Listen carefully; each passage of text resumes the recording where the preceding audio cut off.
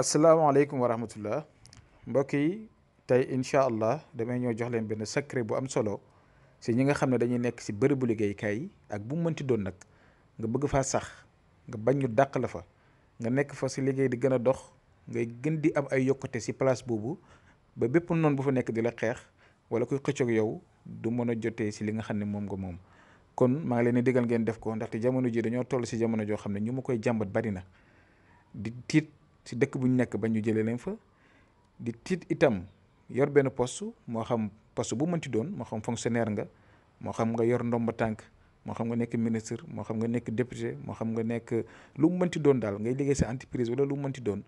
nga bëgg foofu nga sax fa te itam say grade di fi gën a yéeg nga fay gën a am ay yokkute te kenn du la fa mën a jëlee maa ngi leen di digal ngeen def lii nii. muy mbiru mag ñi nga xamante ne ni am na si ay yoon yoo xam ne nag dañ koy liggéey muy ànd ak ay xawaatim wala ay yenn bind alxuraan yoo xam ne dañ ko siy boolee waaye dafa am ñu bëri ñoo xam ne am na yoo xam ne duñ ko mën moo tax dañ leen di jox yi nga xam ne di ngeen ko mën a defal seen bopp. waaye nag am na si yeneen façon yoo xam ne dañ koy liggéey surtout boo nekkee si bërëb boo xam ne dafa bëri xeex wala yu demee noonu am na ay façon yu ñuy liggéey yoo xam ne dañ la koy jox nga jëfandikoo ko kenn du la fa jëlee da nga fay toog ba mu neex la nga dem sa yoon. kenn du la fa jëlee kenn ku ko nar a def du ko fekkee fépp foo nekk da nga fa nekk si jàmm nekk fi si salaam liggéey ba mu neex la nga ba wala sax nga am lu ko ëpp dem fa wala tey jii ne nga nekk fa sa liggéey di gën a yokk ci kaw. kon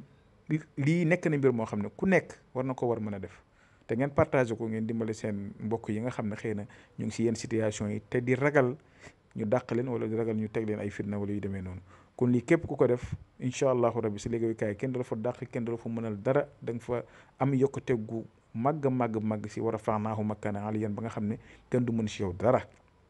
dégg nga ki lay liggéeyaloo dana la bëgg ki lay jiite dana la bëgg te yow mi itam yàlla dana def nga am ay ndomb tànk yi gën a kawe sax. kon li nga war a def mooy ut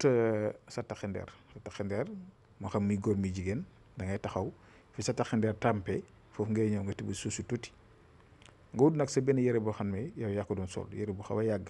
dégg nga yére boo xam ne leer na ne lii yàgg na lu mu gàtt def na 1 ba 2 at wala yére wala lu ko ëpp sax nu mu gën a yàggee daal gën